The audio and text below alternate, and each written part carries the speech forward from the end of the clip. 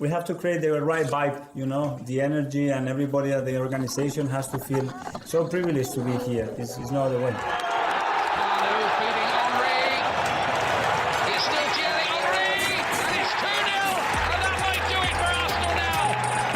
Thanks for listening to the Purely Arsenal podcast. Please follow us on Twitter at PurelyArsenalFP for all the latest Arsenal podcasts.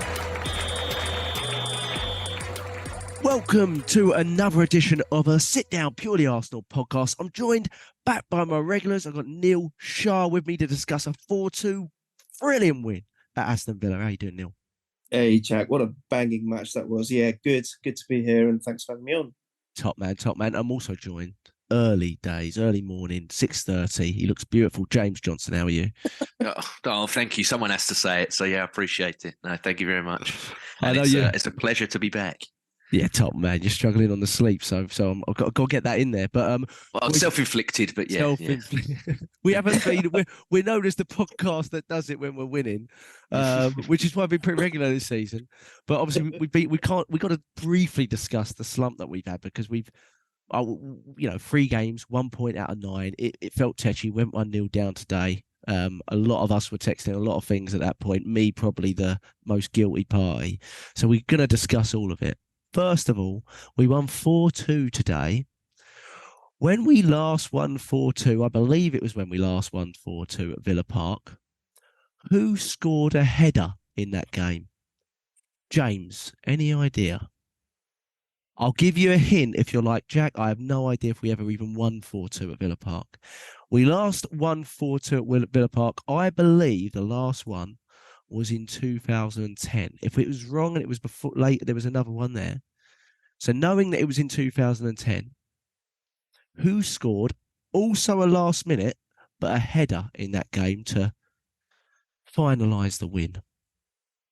James or Neil, you can take it away. 2010, yeah. 2010, 4-2. I can give you the other goal scorers as a hint as well to get you an idea, refresh your memory on who played in that game. You go on then. Okay, I'll give you one of the other goal scorers. One of the other goal scorers was Arshavin. He opened the scoring. Lovely finish into the bottom corner. Was it? I remember it because I watched it going, he ain't scoring many of those in his lifetime.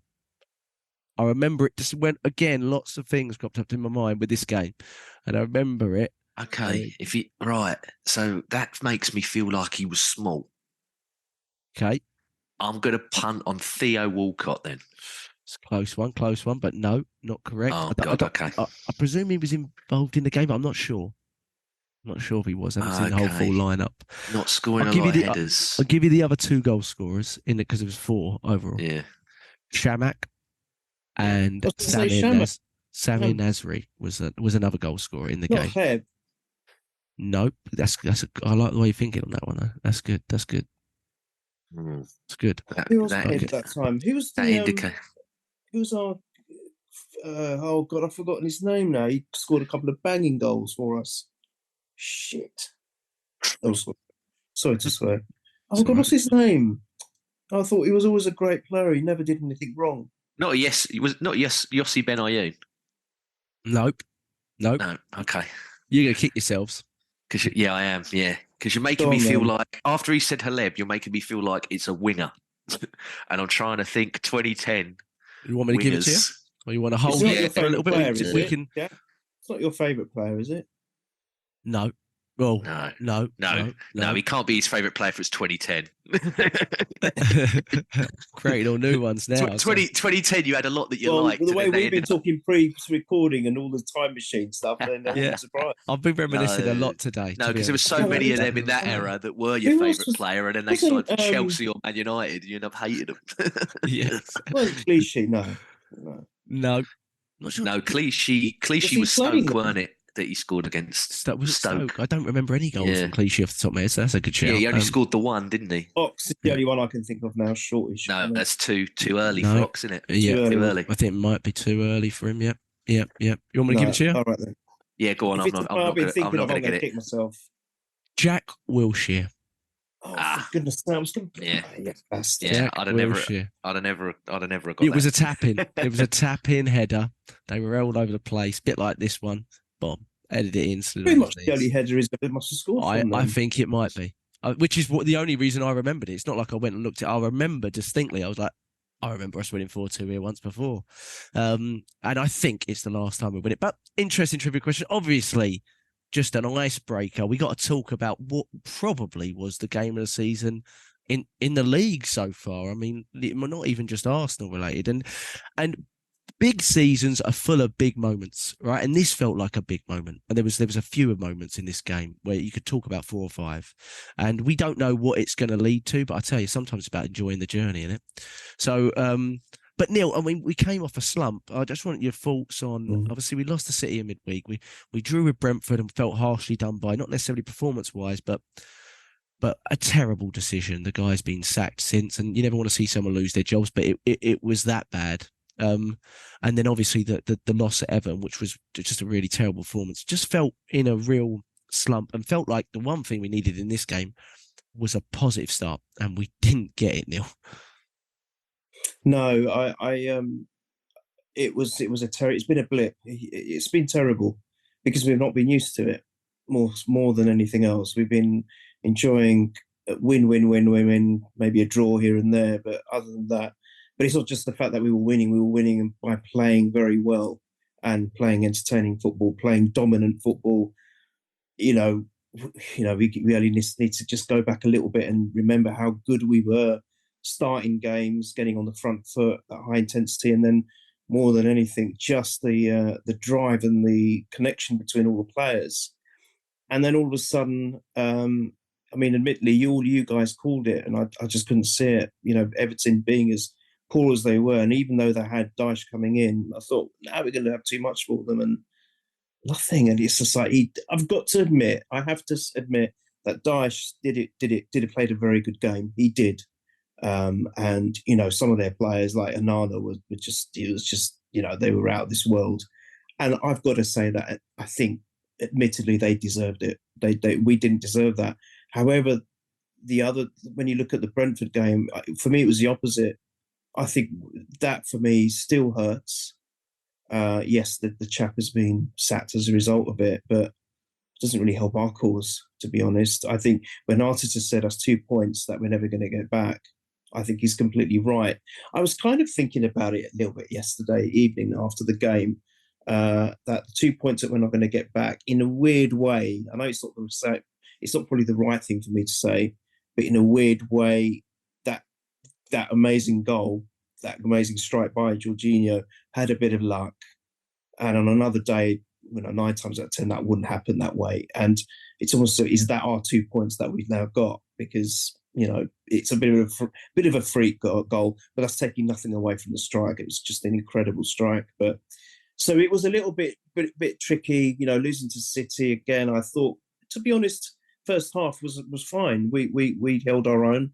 We had some good chances in that game. Eddie Nketiah probably should have done better in a couple of the occasions or the chances that he had. At least hit the target, if nothing else, make the goalkeeper work. It started feeling a little bit worrying, and then going, as you said, I thought Villa surely, I know it's Unai again. I know he's going to want to throw a key in the, a shoe in the cogs, or whatever those phrases. But I thought banner in the works. That's it. There we go. It's too early in the morning. I'm awake. Well, it is. Now we know you're awake.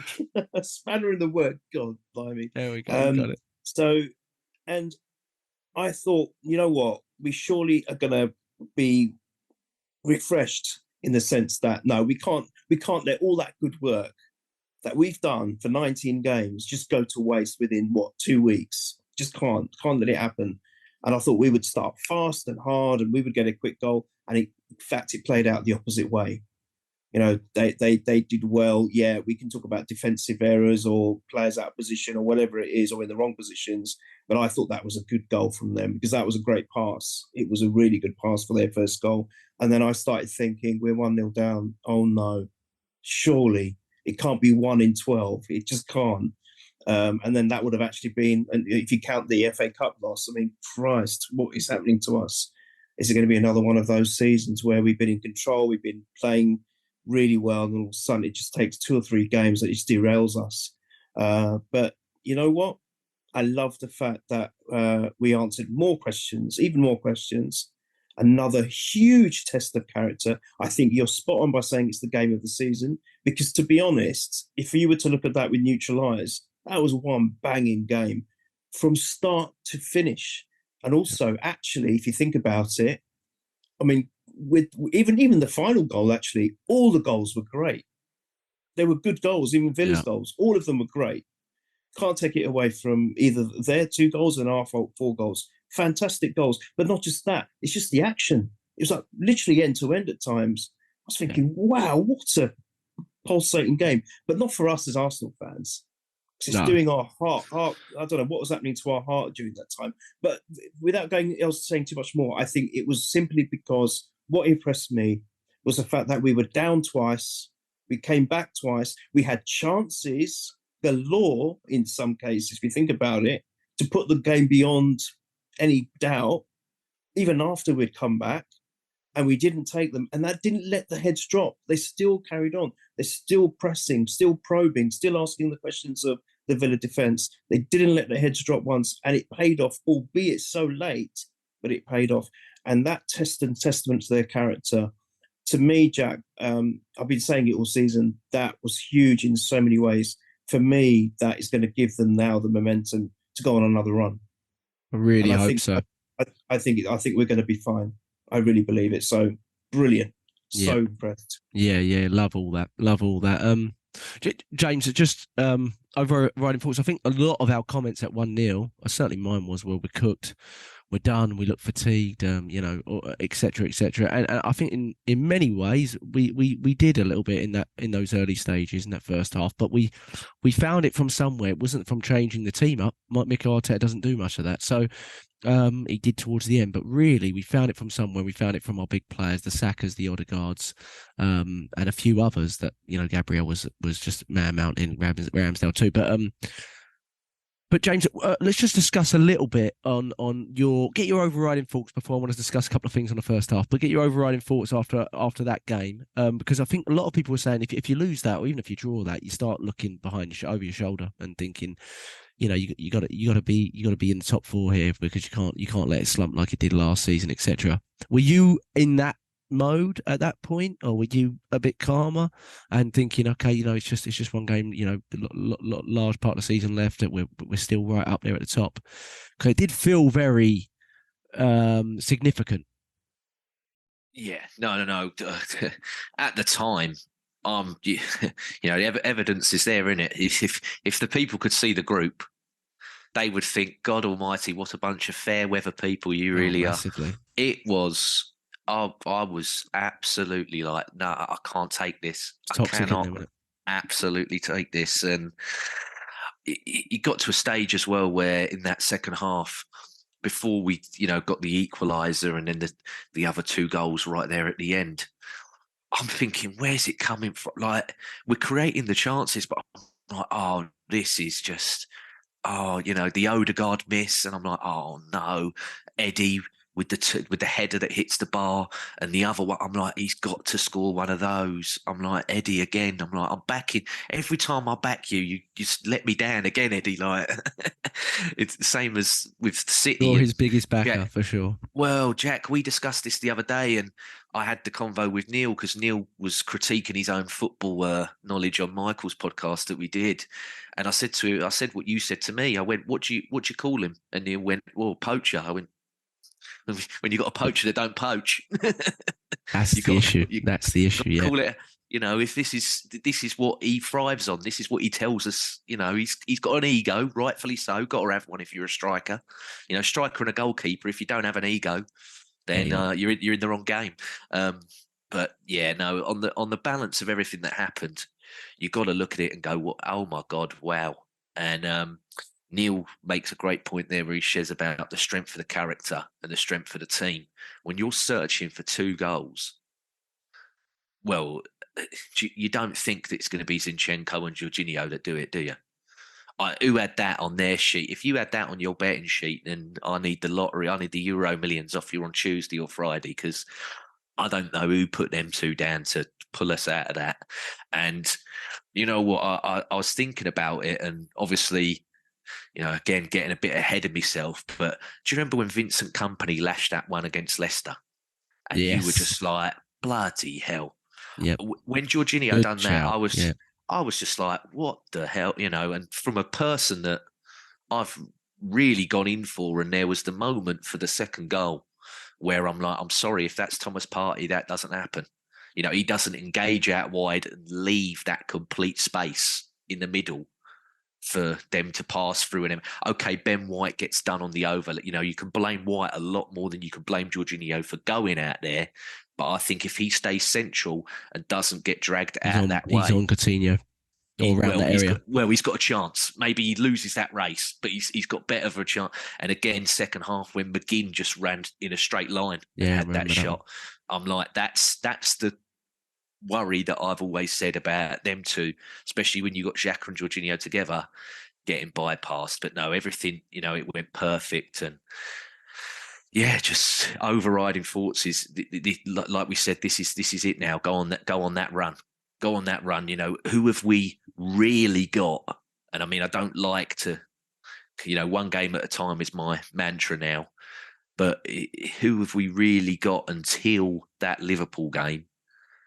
I think it's the next 6 should be winning all of them. Should be. I can never look ahead. I Can't even look beyond I Saturday, to be honest. I know. Can never look ahead beyond Saturday. But I love the confidence. I do like it. I mean, you got to be. Well, the last time we lost to a Manchester club, we went on a little bit of a, didn't we? After we lost to United earlier in the year, we went on another little one for a while. Yeah, we need that again. Yeah, we need exactly, that again. If we get that again, we're right there. Yeah, but no, I think you make a really good point on Jorginho, and I want to come to Jorginho. There's obviously so much to talk about with him, but on the goals, I mean, what we're getting a lot of from Arsenal fans and the media over the last few weeks is defensively we look a little bit more vulnerable, and I mean, a simple way to evaluate that would be, well, we've lost Thomas Partey for the last few games, but it might not be quite as simple as that. Maybe all of our defenders aren't quite as on it. I think White is a little bit guilty of that, and maybe even Tomiyasu that's come in. Certainly White doesn't look as fresh to me. He looks like he's just he's not switching off, but he just looks a little bit physically, mentally fatigued to me. Like, I don't think White loses his man like that for the second goal, pre-World Cup. I just don't remember seeing it, where he just lets someone run beyond him. And if you watch when he loses his man and then the goal goes in, I don't know if it's at Matty Cash or someone else, but he just has a little kick out at someone, like, another one that White does. Just it looks like he's not quite there. He's not quite at it. And Tomiyasu doesn't look sharp enough to be quite at it. So we might have a little bit of an issue there. And it's clearly a lot easier to get at our centre-backs. The first goal was clear of that, 1-on-1, and, you're 4 minutes in. And it was a bad dispossession by Zinchenko, who had a terrible first half. I mean, I absolutely love Zinchenko, but he had a terrible first half where he was losing the ball. He was doing just things that were completely out of character for him. And I was like, oh, he looks off here. Maybe he's feeling the effects of the 2 City losses against his old teammates and all that kind of stuff, because it looked like he takes things are harder, having been there and stuff like that. He wears his heart on his sleeve, exactly, Neil. So it felt a very odd first half, and it was a good goal by Watkins. I agree with you both. It was, but there was obviously vulnerabilities from us. It was a good second goal from them, but again, issues there. And I definitely feel in the centre of the park, I agree with you. We've got to talk a little bit at some point about the Jorginho Xhaka conundrum, because whilst I think Jorginho's exactly what he is. I mean, he's very good on the ball, but there's vulnerability there when you lose the ball, and with both of them there's something off. And I also don't think it helps that Xhaka is not on the form anywhere near he was on earlier in the season, and that's coming from someone that's been big critic of Xhaka, but I've been very aware he's been having a fantastic season. So it's been an interesting one. But on the positive note, Neil, in the first half, not that he kept us in the game as such, because it was really end to end in that first half, and we probably had the better of it, because I felt like we did in the whole game. But second half we completely dominated. But Bukayo Saka, Neil, being kicked from pillar to post, but an unbelievable finish again. That's 9 goals, 8 assists now in the Premier League for Bukayo Saka. He's a man. Do you know what? And you always, I tweeted something at half time. I don't usually tweet in games, but I said when the chips are down, something like this. You really realise who mentally are the elite players, because technically we've got a few, but who's mentally the elite players? And he's the top of the list without question. He's the top of the list. I mean, go back 2 years when we were on the 11-game not winning streak. The only player I remember in that was Bukayo Saka, carrying us against Southampton at home, going through 4 people and scoring and things like that. I mean, the guy is unbelievable. He's the best right winger in the league. I think he's the best player in the league, though some people want to talk about Rashford having a good 6 weeks, but I think he's the best player in the league. I genuinely do, and I don't think it's team bias or anything. I mean, what are your thoughts on his first half, Neil? Because obviously second half, he's basically walking on one leg, but first half, Neil, what unbelievable. I can't. Oh, you just run out of things to say. I mean, we say every blooming podcast, and it's you. We were saying, and then I'll follow it up with what James came out with on the WhatsApp group, that it was difficult to pick a man of the match before because there were so many when we were having our run. Then all of a sudden, the last few games, we were like scratching our heads who would be man of the match. And it just changed. But you know what? We've got to admit, even though he may not have been at the levels when we were having our blip, he was always the one that you always look to. I think it's just by default. It's just human nature because he's that good. And it's funny that you should say the thing about who was it 2 years ago that it was him as a young boy that had come in. And I'd even put Emil Smith-Rowe in that as well. You know, I think those two are really carrying us, getting at least giving us some kind of respect and credibility as a football club as we are. And I actually was saying that when, again, you know, you're thinking about the blip that we had and what are our thoughts. I thought when he got that amazing equaliser, I thought, is it going to be him again that we're going to be looking to get us through this? Is it going to be him that's going to be carrying us? And then I said, ironically, Emil Smith-Rowe's on the bench as well. He might come on and, you know, and I thought, God, no, you know, we've got to step up. But at least he's there. And I completely agree. If the award was to be given now, surely, I mean, I think Odegaard's had amazing spells as well throughout the season. Xhaka, who you mentioned earlier, also. But Saka, when we win the title, I actually believe, and if Saka doesn't drop at all through injury or anything, he's got to get player of the season. He's got to. He's that good, Jack. And they vote for it around now, don't they? Sorry, but I think they vote for it around now. Somewhere between now and March, it's got to be. Because usually January. So, if in that case, who's been the best team? It's been us. You know, I'm sorry. You know, it's only him, Odegaard, or Haaland that are in it for me. So, well, yeah. To be honest, I know Rashford's had his moment, but season-wise, not seeing it. Well, then it'll be a travesty if he doesn't get it then, because. Yeah, I mean, if we were to split hairs, Odegaard, Saka, I'd have to err on the Saka scale. I think you'd have to for moments like this, though. We can't forget. Odegaard's second half, but carry on. Yeah. No. Oh yeah, I mean, he was just incredible second half, but first half wise, he's if he just focus on the goal for a second, I mean, who's stopping that? Which great keeper in the world is stopping that? The connection, the awareness, the positioning, everything. He's got it in abundance. But what gives it? For me, what it is about this kid is he doesn't give up at all. Whereas some of the other players may have, because of through tiredness, legginess, through whatever the reasons are. You mentioned, players like Xhaka, White, and the White and Tommy Yasu conundrum. I think it's because White has been consistent throughout the whole season, and all of a sudden, he's had a tiny bit of a blip, and then brings on Tommy. I think it's just unsettled him for that reason. I think that might be more of a mental thing rather than a physical thing. And then obviously Tommy, bless him, he hasn't been playing as much as he may have liked to. So that's the sharpness issue. But I think with Saka, the fact that he keeps getting booted around the pitch, every team that plays him, because they know what he's capable of, and he still gets up, whether it be, James was making me laugh yesterday, on one leg, he's probably still better than probably 80-90% of the Premiership anyway. He's just insane. What does it take to beat that guy to the ground, to keep him on the ground? Nothing. The man is just incredible. And it's that mentality, that never say die attitude. And I think that is what is going to be key to us in winning this Premiership. And that goal, my God, what a connection. And it's him again. And how many times have we seen that this season? That we may have been, even the games we played well in, we couldn't find the net, and all of a sudden he springs up and does what he does. Yeah.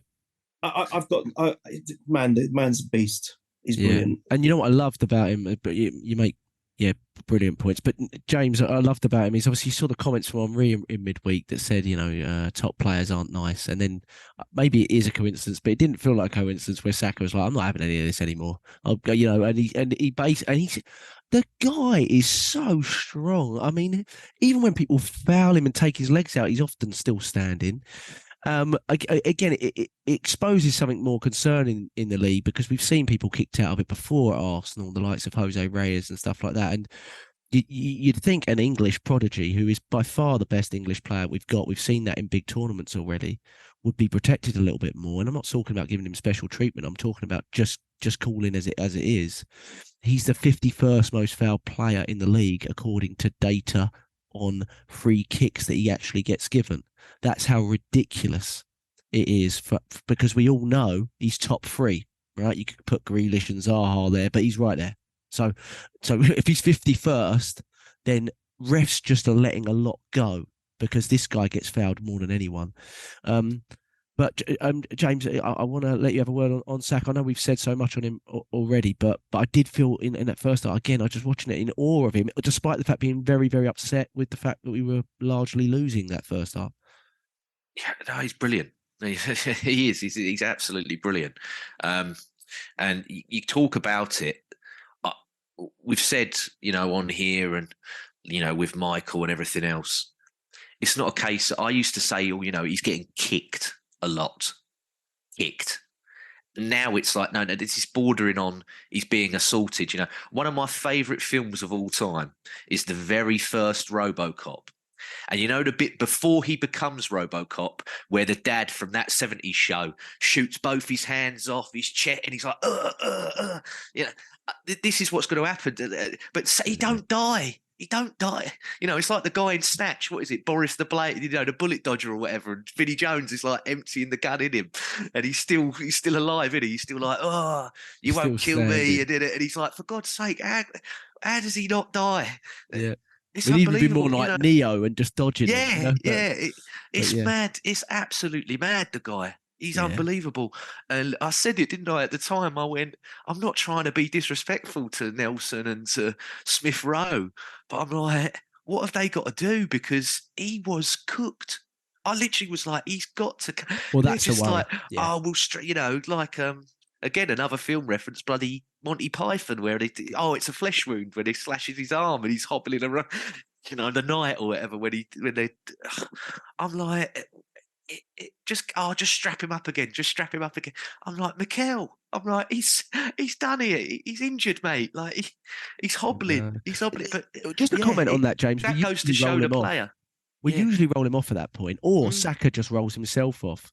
It seemed that both sides, the physio department and Saka, were very aware they need to keep him on here, no matter what. Whatever the injury was, a little ankle roll, whatever it was, they were like, we can't get you off here. This is too big, and you're too big at this moment in time. On one leg. I have a little bit concerns there that we just don't have that option, which we felt we needed this summer. We were probably looking to get this winter. We try looking to get. We have to address that in the summer. But sorry, carry on. No, it's just testament to the lad. Like you said, strong tenacity. I mean, he has that with the Euros, but he becomes our penalty taker. Steps up and does all that, scores all them. And he's scoring against big teams. it's not like he's scoring in, nothing games or little, he only scores against the small teams. He's scoring, big goals at big times and in big moments. And Neil said when he was a boy, I'm like, he still is really. What is he? Is he even 21? Is he 22 I think yet? he's still 21. Exactly. Do you know what I mean? He's been with us for so long. I can't believe he's not 26, to be honest. Well, James. yeah. Well, no, it's true. It's absolutely true. And, I think, 21. 22 Mikel, in September. Sorry, Karen. Yeah, but Mikel's job was saved on that Boxing Day when he had to play the kids. Do you remember when Willian was an idiot and they all had this? Yeah, they all had the silly Christmas meal that got them all, banned from playing in the game or whatever it was. And he knows. Just, that's what he was doing before the Man City offer come in. He was pretty much handed the keys to be the next academy guy at Arsenal. Pretty much what the job that Mertesacker's doing now was going to be Mikel's. But he went, no, I cannot turn down the chance to go and work with Guardiola as well. But I will. He was always like, I will come back. There will be an instance, and I will definitely come back. And thank God he has. He knows how well these kids are, mate. He knows. He knows. Yeah, and he's the top of the chain. He is. He really is. Yeah. We go in at half time. We're 2-1 down. Just before that, the last moment of the first half was Saka being taken out from behind by Coutinho. And he gets up and he knocks Coutinho to the ground, and then he just knocks Luis out of the way as well. They ain't small people, right? Coutinho was on the LPEDs at Bayern. Luis, who knows, but he looks a bit of a unit. And Saka, honestly, I don't care if he's 5'6", 5'8", whatever he is. Every time I watch him, I'm measuring his circumference of his quads in my head, and I'm going, that's bigger today. Honestly, the guy is an absolute stallion. I think I'm in love with him. I think if I wasn't married, I'd go for it, to be honest. He is unreal, the bloke. Honestly, I absolutely adore the bloke. He's just brilliant. He is brilliant. I've had fans from all over the place tell me Saka wasn't going to lead to anything, or they still saying he's overrated. I'm like, honestly, you just need to watch him for a few weeks. The guy is an absolute joy on and off the pitch. What a pleasure to watch. Oh, absolutely fantastic. And we need his teammate back. We need Smith Rowe back. We need it. There's an opening in this team for him, I think. And we need something from that boy. I'm looking at our under-21 schedule. I don't see any games this week, but I'd like to see 45 minutes somewhere from Smith Rowe in the midweek to get his legs moving again, to be honest, because I can't see us just dropping him in at this point. But we go in at 2-1 at half-time, Neil. Obviously devastated. And I don't have a lot of confidence at that point. Do you? That's yeah. I can go back and read our texts. I will. Yes, I admit, for the first time this season, I was waning. I was waning only because of the back of the last 3 or 4 results. I thought, where is this coming from? Why is this? For me, it was why. How can you turn from being literally perfect, a better start than the Invincible season had? How can you go from that to relegation form overnight? Because it was. If we'd lost that game, that would be 1 in 12 points. That's relegation material, isn't it? I thought, no. But game of 2 halves. This is the attitude. This is Arteta. Arteta. Of course the players have got to do it, and they've got that. We could go blue in our faces talking about it. We know that there's that togetherness. There's that we're playing for we're not playing for me.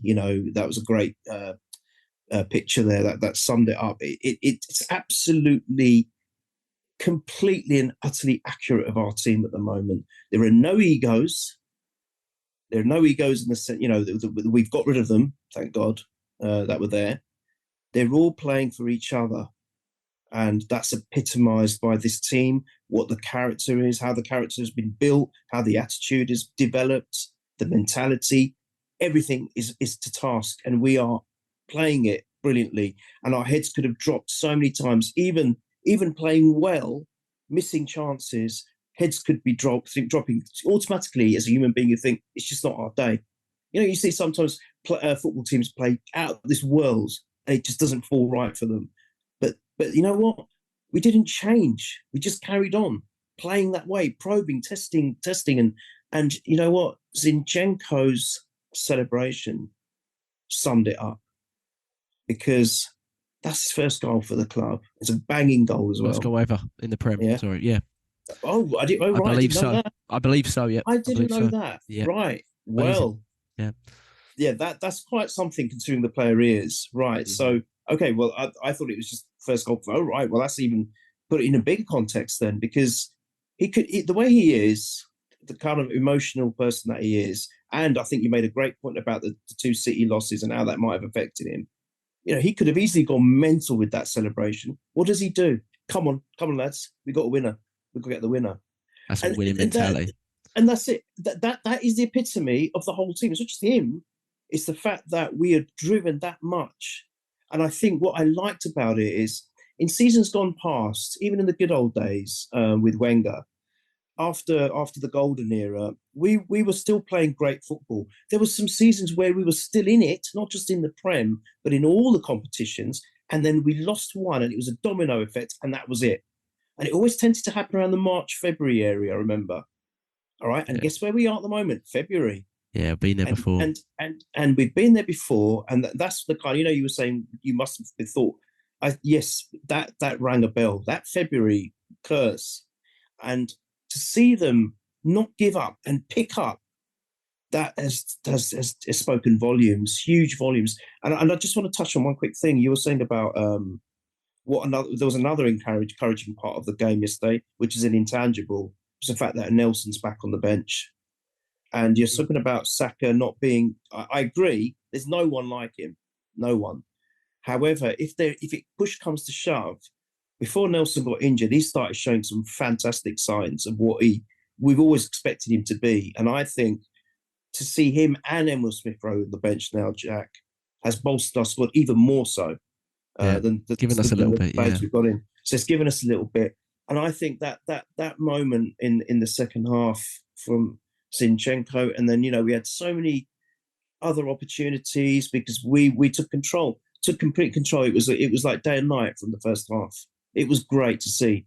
And after that, I think it would have been a travesty if we didn't get the winner, because we were playing that well. Oh yeah. And to be fair to Villa, they kept going as well. And I think that helped, because it's not as if they just parked the bus where we've come Emery doesn't really know how to do that. He doesn't. In fairness, no, he's not an attacking coach, but he doesn't know how to do that. No, and he's got a history of it, isn't it? When he's been in the lead and he kind of then falls apart a bit. And I just thought that we've got a great chance here. So if that amazing end didn't happen, I think again we would have felt hard done by. Oh, massively. Because of all the effort that all the players put in. And I'm going to say one thing. I know Jorginho has maybe been guilty of a few things here and there because of the way he is. James made a great point yesterday about, I think he would partner up quite well with Partey rather than Jorginho xhaka. I think I mentioned this when we signed him. I asked James this question. Yes, you did. Yeah, and I remember. And that might work, but you'd move Partey higher up, I presume, at that point, or would you move Jorginho higher up? Yeah, but maybe you move Jorginho higher up. Oh, higher, Jorginho. I would put Jorginho at 8. I see where you're coming from. Just so you give him less. You give him less of the running, and you say to him, just thread your balls. Yeah, because he is very good at that. I mean, that's unreal. That's unreal. The passing, I'll never slag that. I've always said he can ping a ball. Yeah, you make a lot of sense there. I watched Match of the Day late, and normally they don't give us much coverage, but it's funny. There were so many moments in that, James. I don't know if you saw it.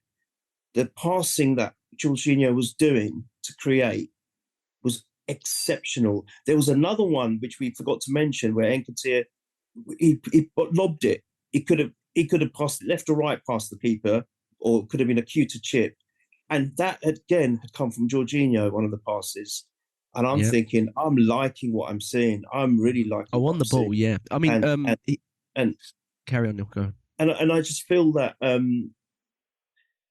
Jack, we had Jesus and Partey, arguably two of our best players, not there yesterday. And we still won. And against City. Yeah. Yes. And we weren't, but you can't say we were completely bulldozed by City. No, I think we were the better. I think it was a 1-1 game with 2 big errors. That's what I think it was, really. But in my head, especially hindsight helps. But I'm saying, would there have been this conversation, because it's all lauding City, and fair enough that it was a great result for them, but it's the equivalent of them having Rodri and Haaland out. That's what it is. So when you say they've got a bigger squad, more experience, and that is basically what Partey and Jesus are for us, to be honest. Jesus actually probably offers more to our game than Haaland offers the City's. So obviously not in terms of goals, but I mean to our overall play, it's night and day. So, but you were absolutely right on Jorginho. 79 pass attempts, led all players. 88.6% pass completion, led all players. His final third entry passes was second among all players. I presume Odegaard was first because of that second half. Progressive passes led all players. Long passes completed led all players. I mean, on the ball, I don't have a concern with Jorginho, to be honest. It's getting him on the ball, and it's making sure if we lose the ball, he's not in a vulnerable position because he doesn't have the physical capabilities that Partey does. And I think we saw that against even today, because yesterday, because we were, they definitely had chances more than we usually give up. And against City, there were, despite the fact we were quite dominant with the ball, there were obviously quite big holes left in the centre of the park, and that's where I agree with you. I just think the Jorginho Xhaka thing, we have to tweak that. We have to figure out a way of manipulating that, because he's not really going to drop Xhaka at this point, I feel. So it'll be very interesting when Partey comes back in to see how we maybe rotate that and how we do that, and hopefully Partey comes back in sooner rather than later, because even though Jorginho's been pretty good, I think, in the last couple of games, we're not the same without Thomas Partey at the same time. I think that's pretty obvious. But on Zinchenko, I was telling James before the podcast started, I got very the Rodri vibes against Villa for City in the last game of the season, where Zinchenko laid it back to him. I felt like it was a mirror image of that goal, but Zinchenko from the other side. It was definitely the most important goal of the game, because it was about the 60th minute. Emi Martinez is holding the ball for 25 seconds every time he gets it. And I'm watching it a couple of minutes before that, and I'm going, this gets another 10 minutes on it, and they are going to absolutely rip it in terms of time wasting. They're going to kick the ball out. There was fans throwing balls on the pitch when we were trying to take a throw in. I don't know if you saw that a few times. They were doing everything. And the problem I have with time wasting now is it used to occur in the last 10 minutes of games. Now, Emi Martinez was time wasting in the first half. In the first half. Manchester City were time wasting in the first half. I don't think they were even winning, and they were being booked for time wasting in the first half, because they were just trying to slow the game down, because they know if the game moves faster, it works in our favour. Imagine a Man City side playing a team trying to slow them down because they know it works to their advantage more than theirs. I mean, that is, if you don't know how far we've come, that is incredible. And I didn't say anything to fans giving me grief after the City game, but if you evaluated the game, you probably came out of it going, how far have we really come here, to be honest? Terrible result. Really wanted to get something from it or win it, but I was quite impressed by the way how bold we were being, playing a team like that. And I think Mikel Arteta was as well, obviously disappointed. But the Zinchenko goal is so crucial. The timing of it's so crucial. And it's no coincidence that these top sides, I watched Forest City, and City are pummeling Forest for the whole game. And obviously they draw it, which is fantastic. But it's no coincidence their goal comes from a screamer from the edge of the box, because teams are sitting deeper and deeper and deeper. And these edge of the box finishes, two of our goals in this game came from it, are really, really important. So you've got to be able to take on a shot from the edge of the box. And we've seen Zinchenko throwing ones over the bar, and Partey too, but they're doing it because they know they have to. They have to take the chance every now and then, because you take, a few volume. Sometimes it's just volume, and you'll get one. But we felt like at 2-2, James, we were in the ascendancy, didn't we, really? And not that it was an only matter of time, but we really did. And at that point, it started to get really frustrating, James. Missed chances, Eddie a few. Just talk on Eddie. I mean, any concerns with him? He's in a slump. I mean, I feel like the Martinelli goal, if it could have gone to anyone else, I think it's vital it went to Martinelli. But if it could, but it probably could have been great for Eddie as well. We have to keep faith in him, though, James. He might have hit the bar on the run that he's on, Jack. Exactly. So I'm glad it went to Martinelli. But we do have to keep. I was actually happy that he started. I think we have to keep faith in Eddie. I don't really see an alternative at this point. No, I mean, it's the same sort of discussion that we had earlier. Everything else, I can't fault him for. His work rate, some of his hold-up play the last couple of weeks has been much better than ever. But your whole thing is scoring goals, and you're not. And I mean, I'm looking at the chances, Jack, and I'm like, if they're, go back to the Man City game, the first header. If Diaz is right on him, you go, okay, but he's got all the time in the world. And the one that he smacks the bar with, the header, not the lob, the header that he smacks the bar with on this one, the leap is sensational because he's right. He's Cash and Konsa are both like, you can see on their faces, they're like, bugger, he's done me. He's read that early, and they're like, that's going in. And then it's smack, it's just unfortunate. And okay, there was a lot of reports about Jesus is like the Leicester game is where I'm, bang, that's the one I've ticked for wanting to be ready for. And I don't know. Maybe we'll see something this week and it might be happening. It might not be happening. But even if he doesn't start and he's on the bench, it's a good option because, we're screaming, aren't we? We wanted Martinelli down the middle. Neil's wanted it since I think we saw him first play. He thought this is the second coming of R9 Ronaldo, playing Brazilian, playing number 9 striker.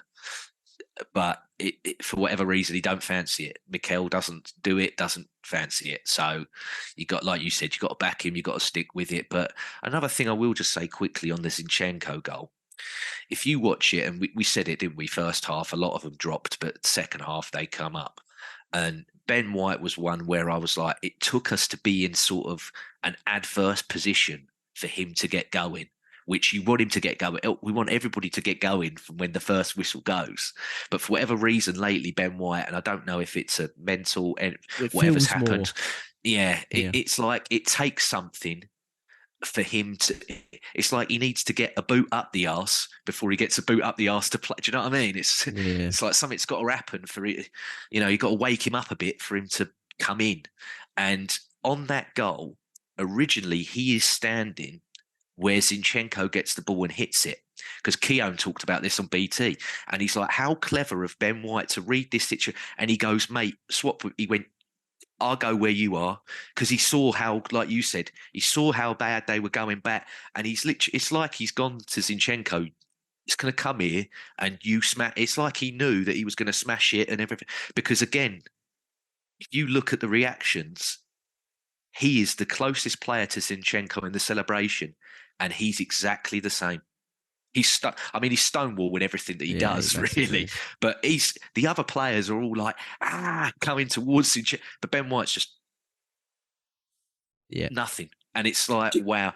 He's got such a funny. Sorry to cut he's you got off, one of the best he's got such a good football brain, Ben White. I know he gets caught out, but in terms of just stuff like that, I don't know if it's the way he reads it, I'm like, he's got a good noodle on him, Ben White. I like it. Yeah. Just very quickly, do you know what's funny about that goal as well? I saw it on Match of the Day, James. I don't know if you noticed it. But the Villa players were actually pointing at Zinchenko, but no one did anything about it. Yeah, hilarious. Yeah. There was someone left all the time from set pieces on the edge, wasn't there? Always. Like there was, they just left them.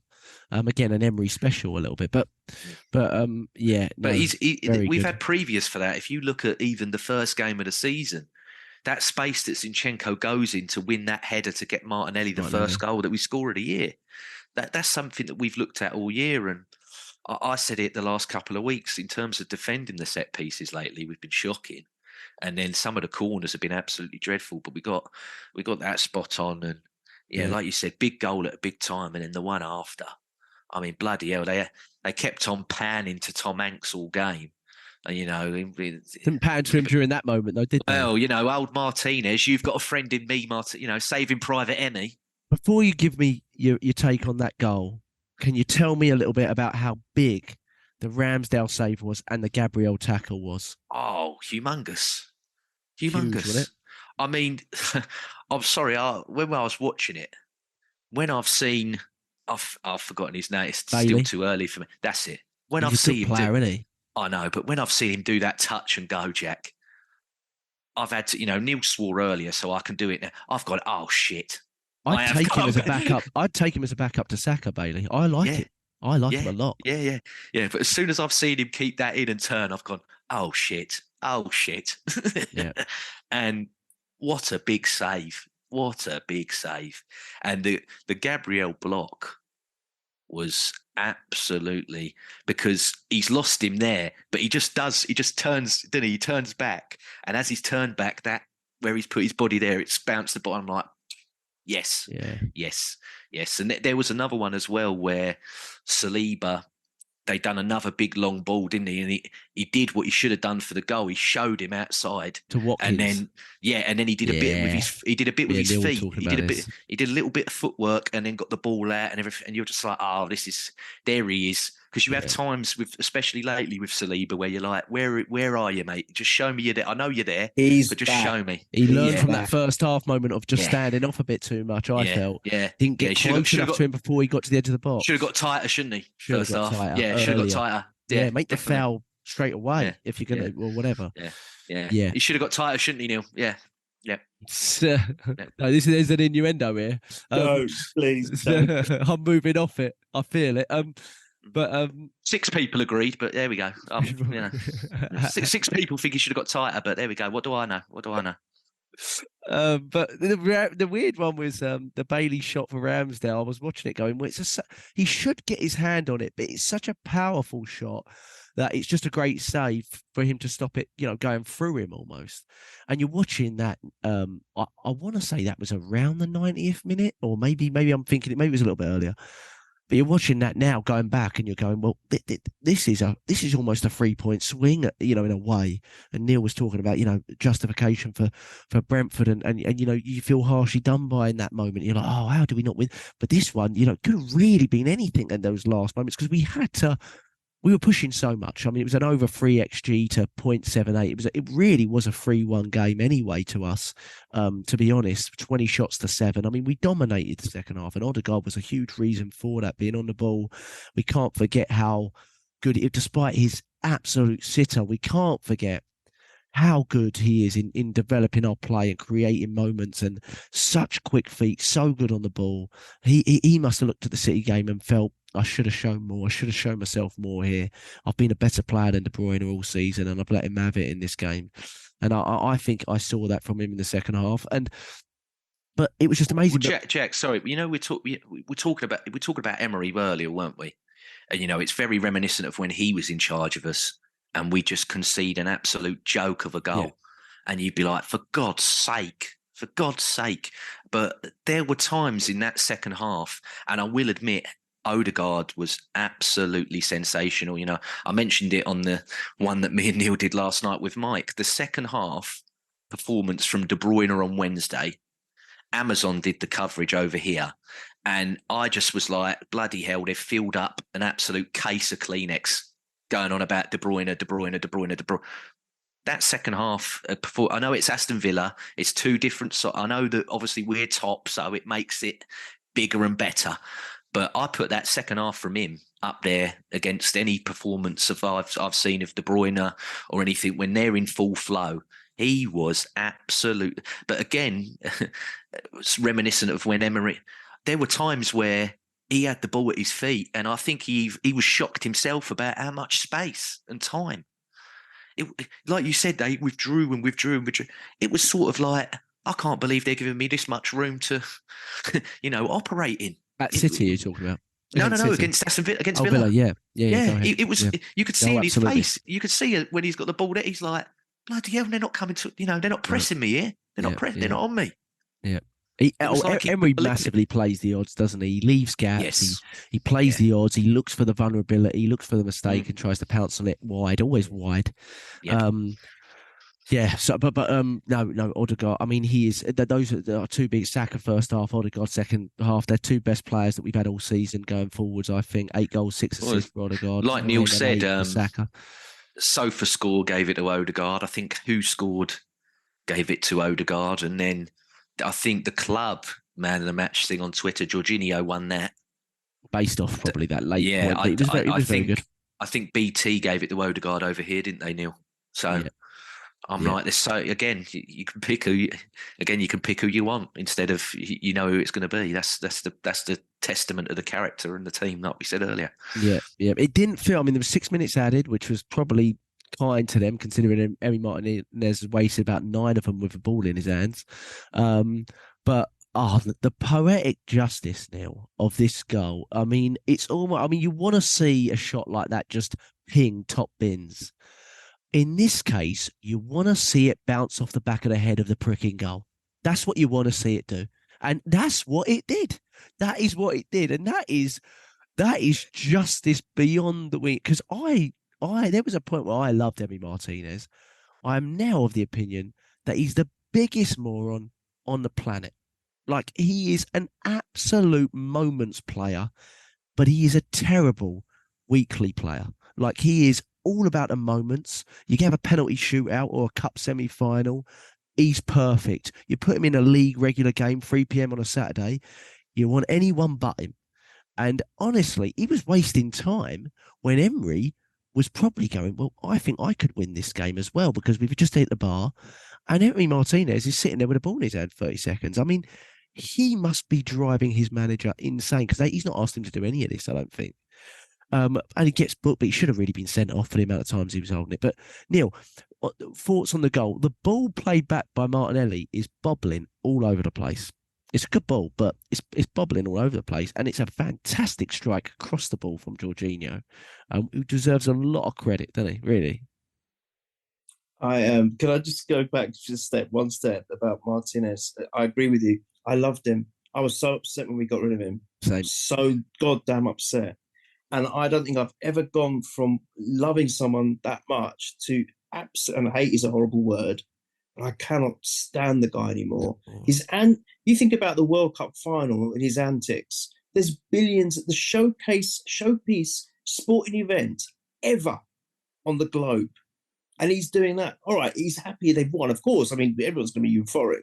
But the antics he's pulling, and he's just become such a horrible... It's when he left, he had so much to say about Arsenal, so much negativity to throw at them. Yeah. And you just... And even then I stuck with him. I don't normally follow, celebs or anything. I actually followed him for the first time. I thought, I'm going to follow someone. And it was him because... And even I carried on after he left. And I soon unfollowed him because I thought, you are a disgusting human being. Who do you think you are? And Emery doesn't like him. Emery's getting rid of him. Emery can't stand the guy. He destroyed him in his interview. And he walked off.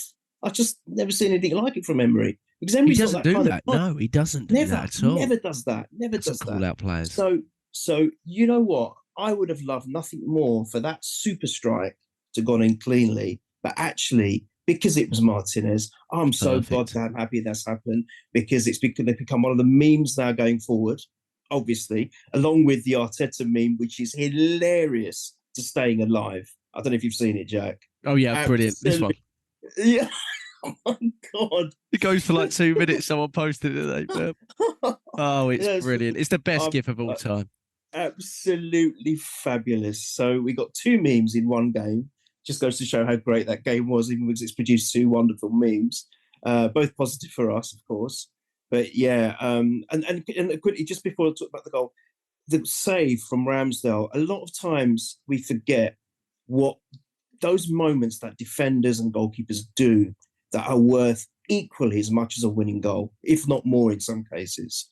So that you have to give a mention and shout out to that.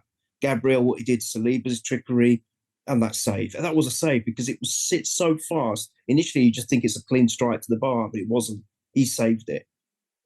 How important is that going to be come the end of the season? Yeah. Incredible. But anyway, the goal, yeah, I mean, that was what I liked about it. It wasn't just the fact of the way it was shot.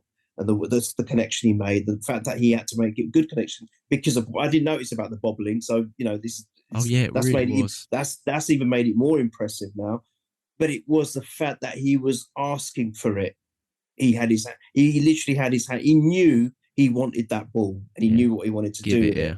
And that made it even more impressive that, because sometimes you think, yeah, give it to me, I'll shoot. And then he doesn't come off. He would look a bit of a plum.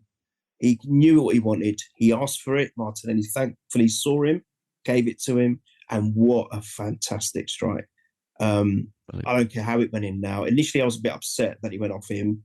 But now thinking about it, and that was the 92nd or 93rd minute. I think so, and we still had room for another.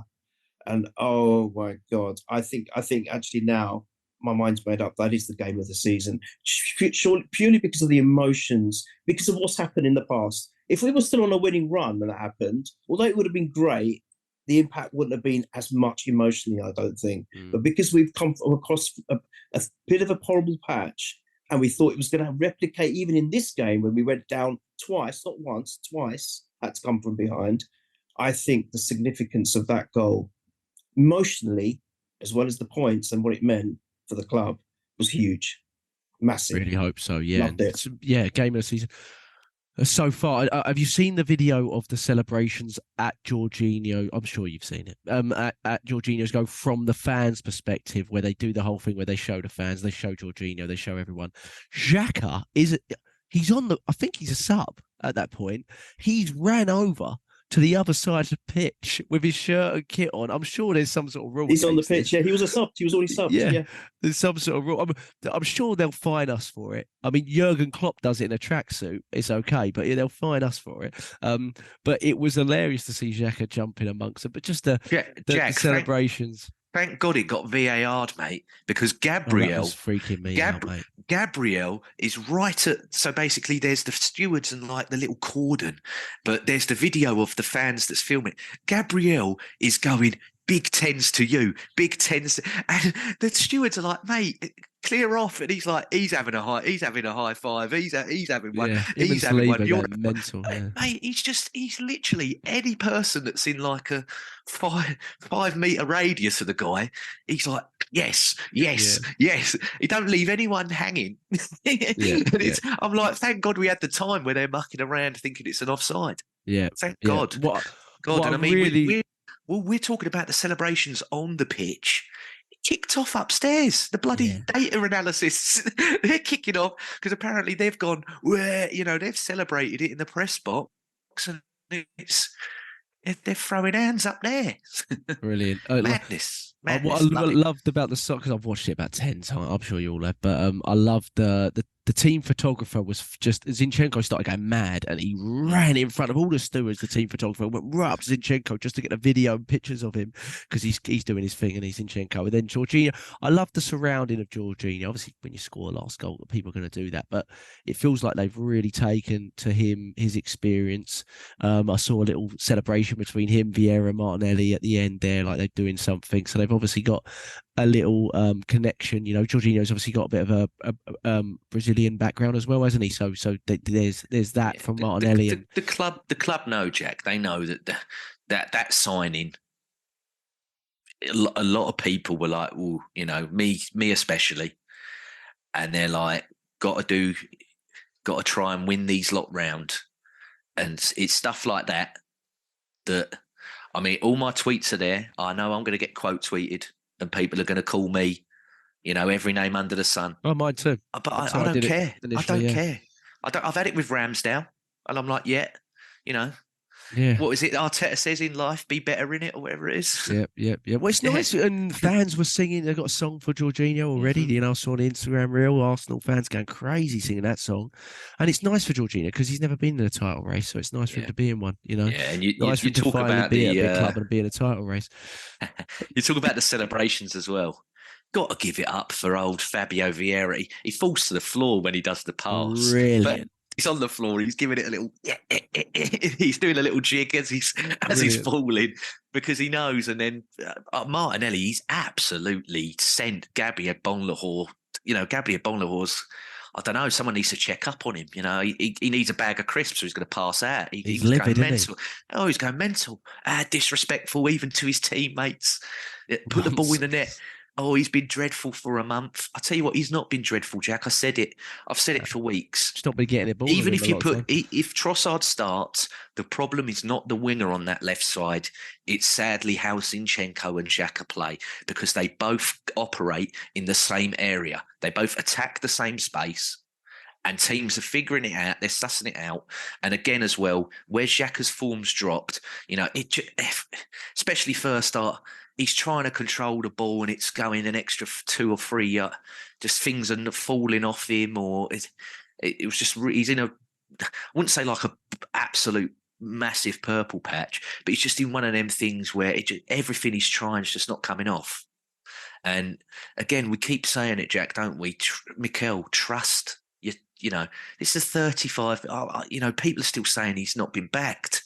The other day he had White and Vieira on the bench, and that's £85 million worth of players sitting on the bench. Yeah, my brother says this. Well, Arsenal's never had that kind of, you know. Okay, when you look at Chelsea, you've got 600 million sat on the bench, and they still lose, by the way.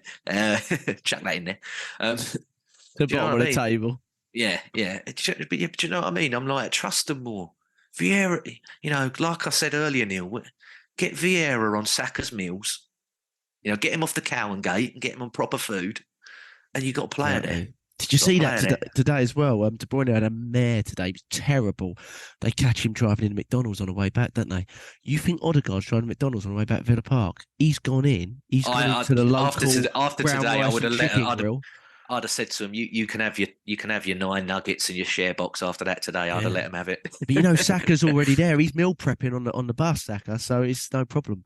So you know, he's got it sorted. It's no big issue. But that final goal was obviously great. Great for Vieira. I mean, a lot of people were shooting in that situation. I think, you know, they're just looking. They're not even looking. They're just going, oh, last second, just get it out and go, just shoot it towards goal. I'll probably make it. If I don't, whistle's going to get blown anyway, because it was basically the last second at that point, 97th minute, I think. So it's great awareness from Fabio Vieira. But Martinelli, this is the beauty of having a squad rotation. I'm not saying Martinelli doesn't make that run, but he is miles away from Fabio Vieira when he actually gets the ball, and then he flies.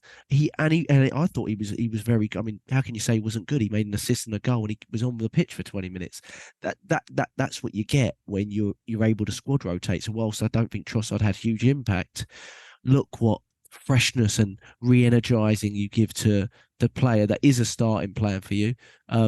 Just look at that, you know, and that's huge. So I just think, and Martinelli needed a goal. You know, I don't think he's had a bad month like old Dopey on TalkSport said, but he needed a goal. You know, he's not really getting a lot of chances in the last few weeks. So great to have one like that. And his celebration, that picture could well be iconic. You know, I mean, it really could as well. It's similar to his Chelsea goal. It was iconic.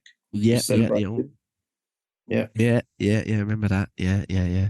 But that was lovely. It put a cap on it, and some people say, you know, I had Andy Townsend comment in here, which is also impartial. Played for Villa for 46 years. And he's commentating over here, and he goes, "Oh, that doesn't tell the whole story of the game." And I went, "Actually, 4-2 is a bit of the story of the game, to be honest, because it was a 2-goal game minimum. We just happened to do it in the last few seconds. Lovely to see Emi Martinez not only make the error, but then make another error for the second moment in the game." And then we so livid, and like you said, Neil, completely out of character for calling him out. I haven't watched the interview; I've just read the quotes, but I want to watch the interview now. I want to see what Emery says about him, because it's beautiful to see. It'll be lovely. Emi Martinez is dreaming of playing Champions League football. No one realises that they're going to have to play him in the league as well, and that he's going to take them to mid-table wherever they are. So that's going to be nice to see. But a huge win, I think we can all agree, an absolutely massive win. How significant it will be, we don't know. But for this weekend, I mean, let's talk about it a little bit. I mean, I didn't expect Forest to get anything. I watched the first 30 minutes of the game, and I was like, that they're not getting anything. They're not even moving out of their own area. So when I heard, my brother video called me 86th minute in. I'm like, "What, you video called me for?" He went, "Forest has scored." And I went, "You what?" I was like, "You kidding, right?" Because they were pummeling the goal. I don't know if you saw. Did you see anyone see Haaland's double miss? Did you see it? Oh my gosh. Oh my word. We're talking about Eddie Nketiah's misses. Hey, Oh my goodness. That second miss from that's our Haaland. 2 points. And there you go, maybe. But yeah, their game was very similar to our game. They gave up less chances than we did against Forest, but Villa were probably a bit more dangerous than them at times. But There was a time in the first half that I was looking. I was, I'm refreshing. They had 88% possession. Yeah. I was like, hang on a sec. I was like, have Nottingham Forest just like got a throw and just thrown it back to him? I was like, how'd you get 88? I'm like, what has happened? Like, have they touched the ball? Like, what is going on here? yeah, no, exactly. I just watched it, and they did. They missed gilt-edged chances. I mean, not dissimilar to what we were doing in the second half, but yeah. But then they got paid for it. Old Guardiola, he was saying about going to London and going down south. Don't get much souther than Bournemouth next week, mate. Ooh, hopefully. Good point. Yeah. They do look not very good, Bournemouth, but yeah. Here's Shearer, James. He's actually tipped Arsenal out. First, I was shocked. He's tipped Arsenal really? all the time. Yeah. Shearer. Wow. Well, just to put it in perspective, we've had a 9-point slump, and there's a long way to go. And I think our fixtures are far, far tougher than Man City's. We play the sides they play at home away. We play Newcastle away, Liverpool away, and they play them at home. And there's one more I'm missing there. We play Chelsea at home, but they play pretty much all their big games at home. Now that's not saying necessarily anything, but on paper they definitely have a better schedule than us. But a lot of their drop points have been but against we've got teams more home games left overall. Right. And I think the biggest component still is the fact that they're in the Champions League. Pep is definitely He's definitely gunning for that more than anything. Yeah, we want to keep him there for. I think I said a few weeks ago. I completely support Manchester in the Champions League this season. I'm going to support him fully. Absolutely, and I think blue moon. We want him to really feel the domestic cup loyalty this season as well to the FA Cup. We want him to feel that he always wins in a domestic cup. Let's do that again, please. It's very hard to win the Champions League when you're playing Rotherham, Stoke, and Plymouth next season. Do you know what I mean? When you get relegated, you're not in the Champions. Win it now. This is your best time, man. If you're watching Guardiola, this is your time, mate. This is your best time to win it. Because you're not going to never be in it again. Well, also, just you're not going to be there next year. You're going to leave because you said if they're caught, I will leave. And if you don't, if you stay as a manager when you play Plymouth, Rotherham, and all that, then you're full of shit, mate. So Chelsea are putting 100 million bid for him right now, I reckon. Oh yeah, but I lost my train of thought. It was a swing, and it's really hard to evaluate it.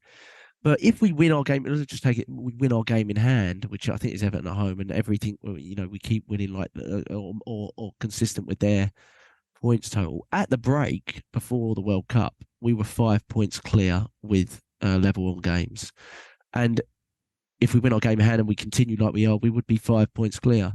And if you got told that when Gabriel Jesus got a 3-month injury during the World Cup, I mean, you would have snapped your hands off for it. So whilst we drop points, and some of which we shouldn't have, and we can talk about that.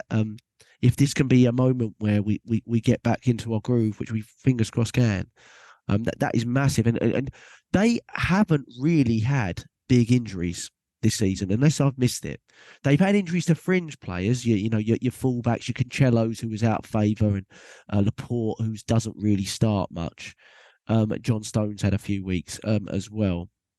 But in areas they have a lot of coverage.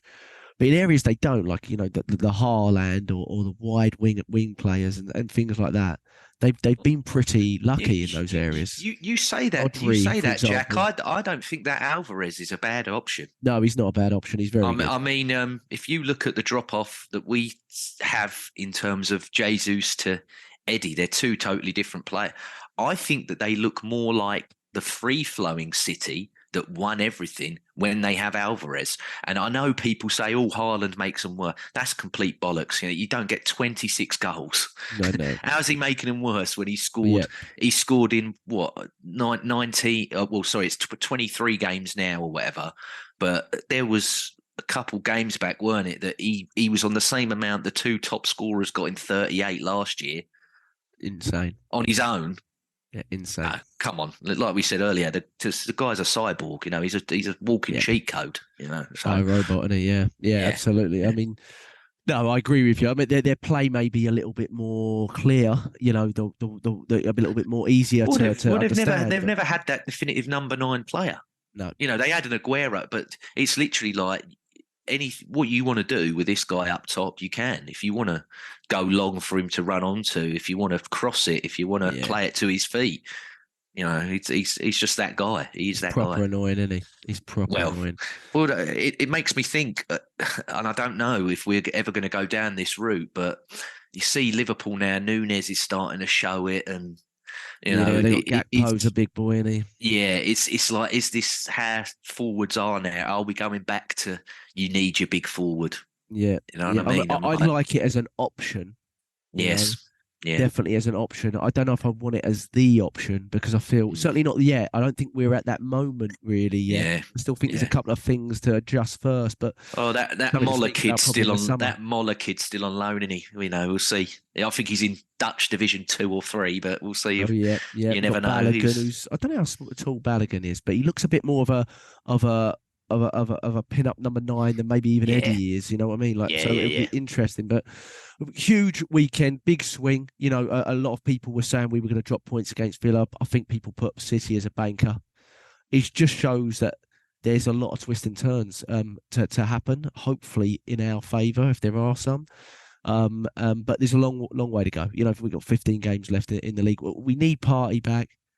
Jesus is 1 week closer, wherever that comeback is. I think personally we won't see him next week, but I think we might hear something the week after. That's my feeling on it. Meniscus repairs, which I believe he had, are usually sort of the 3-month point. We're coming towards that at the start of March because he had his surgery on December 8th. I've been keeping a check on those weeks very carefully. Let's do our predictions before we go. But a quick thing. Perez picked 3 players I was talking about with Neil, 3 players in his invincible side, James. He said he would pick Saka for himself, Odegaard for Ljungberg, and Saliba for Toure. Do you agree with that? Would you change anything? The change I made was Odegaard for Gilberto, not for... and I'd keep Perez in the team, but I probably would drop out Ljungberg, Gilberto, and Kolo Toure. Very difficult, but I do think those are correct 3 players. Would you change anything? Don't know if you've had time to think about it since I mentioned it. No, I do agree, but at the same time, as much as we've professed our love for Bukayo Saka, I can't. In what world? I can't ever say I'm dropping Perez. I can't do it. Would you drop Ljungberg for him though? Because yeah. I get told off because I still say that I think Overmars was better than Ljungberg, mate. Oh no, he was. Well, for a small period of time. For me, Ljungberg had that season where the streaks in his hair. When I went Cardiff, I had the red line in my hair. There's all the photos, I was probably with Harry Kane. I was probably with Harry Kane in the pictures, actually. But I can't justify dropping Robert Perez, mate. I go on not just how they were as a player, but it's what they made me feel. And that's what I'm like with Overmars gave me feelings that Ljungberg never did. You said earlier about I'm in love with Saka if I wasn't married and everything else like that. I'm going off that Robert Perez goal away again. When he lobs Schmeichel. Yeah, Boateng on the floor. Can watch the one against Liverpool at Anfield where he cuts in and smashes it, and it's that I was doing that in the playground every time. Was that when we were down to 10 men as well? No, was that no? Okay. We weren't down to 10 men. That was in the gold shirt. That was in the gold shirt. We were down to 10 men. Ljungberg scores in that one. Ljungberg scores in that one. He goes into the crowd. Then he goes into the crowd. What a game that was! But I think that was the 2002 season where we were unbeaten away the whole season. That was that season. That one, Neil. Yeah, I remember that. Shouldn't have been sent off either in that game. Whatever happened at Anfield, I don't know who it was, but it was Gio, I think. But it was a joke. But I was in a pub in Sawbridgeworth watching it with your brother. That one where we went down. No to 10 way. Men. Where was I there? No wonder. 2002. Where the heck was it with you? I might have been there. I don't remember where I was during the game. I just remember the game, but I don't remember who I was. Could have been. I don't know why. Usually I was hanging out with you, boy.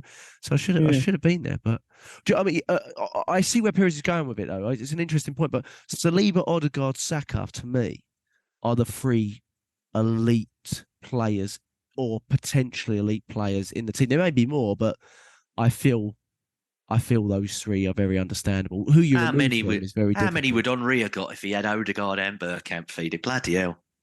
Unbelievable, isn't it? Unbelievable. It's a good point. I don't know if Neil, you go any different. I think I discussed it with you pre-pod, but I think we kind of agree where we were at with it. But it's a good point. But Leicester home. Away, sorry, Leicester, and they're since January they're on the form guide. They're fourth in the table. Leicester, they've really improved. They play Man U tomorrow. I wouldn't mind them keeping it up there and then completely falling apart against us, obviously, at Leicester. But it's Leicester away. It's always a tough game, Leicester away, and we know Brendan Rodgers likes to attack, which hopefully plays into our hands, but we don't know. But Neil, predictions: first scorer, 3 p.m. game Saturday, I think it is. I was saying that we didn't never quite know that you're going to get with Leicester. They're either brilliant or they're bang average, but I think we're going to make them bang average. I think this game was monumental for so many reasons. We're not going to let that slip again. No way. I think we're going on a good run, and I think we've got a fairly good record there, if memory serves. I think we've got a fairly decent record. So, and I think there's going to be quite a few goals. I reckon we're going to win 4-1, and. Yeah, I think we're going to win quite heavy, and I think it'll be Martinelli. Oh, yeah, I like that. I was going to say that as well. Yeah, go James. Yeah, same sort of thing as Neil. I agree, but I think it's going to be a scoreline again that probably flatters, but it won't be that sort of type of game. So I'm going to say we're going to win 3-1, but it's not going to be as easy. It's not going to be a 3-1 where we've absolutely walloped them. It'll be the case of, it'll be a closer game than that. And I'm going to go for... I'll pick Odegaard. I'll go 3-1 Martin Odegaard. I need the fantasy football points, mate. Yeah, him and Saka are neck and neck. They're neck and neck for goals and assists. I swear they're competing individually. I also think Saka competes with others. I think he's competing. I think he's watching Rashford and going, nah, not this weekend, mate. Me again, and he's doing that because Rashford's obviously on a sensational run of form, and I think he's looking at that. When you watch it now, it's a travesty that Saka wasn't on one wing and Rashford on the other in the Euro. Southgate's a clueless muppet, isn't he? But I'll go 2-1 to Arsenal. We take any win, to be honest, but any win. Yeah, we got to win. We play first again. City play after us, so it's getting to that point now, isn't it? Where you're looking, but I'll go 2-1. I'll go Martinelli as well. I think he'll start. I think he'll come back in. I think the goal will do him really good. I think, and we need him to. We need him to. He's a massive player for us. So, boys, what a great hour and a half to chat. Hopefully it's a nice way to start your Sunday morning. It was a great way to end my Saturday night. We're on at Purely Arsenal FP on Twitter. We're on YouTube, Purely Arsenal. Just click and subscribe for us, or just listen to us on Spotify and Apple Podcasts. But you can subscribe to the YouTube channel. That helps us out a lot. We appreciate it. We'll be back after the Leicester game. Up the Arsenal, 2 points clear, game in hand. Let's be positive. Come on, let's be positive. We're getting into the serious part of the season here, and we're back. We're back firing. So keep it, Arsenal. Come on, boys.